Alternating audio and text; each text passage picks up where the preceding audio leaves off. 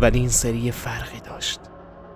روی صفحه با فونتی که هیچ وقت توی ماینکرافت استفاده نمیشه نوشته شده بود دیدت. من شروع کردم به ضبط برای مدرک. شب خونم صدا داد. در خونه باز شد بدون ردستان، بدون من. سایه ای از روی دیوار رد شد. نه جسم، نه نور. یه صدای آروم گفت دفعه بعدی بیدار نمیشی. زمین زیر پام ناپدید شد. افتادم توی لاوا. قبل مرگم دیدم نالواکر لب داشت و لبخندش مال من بود.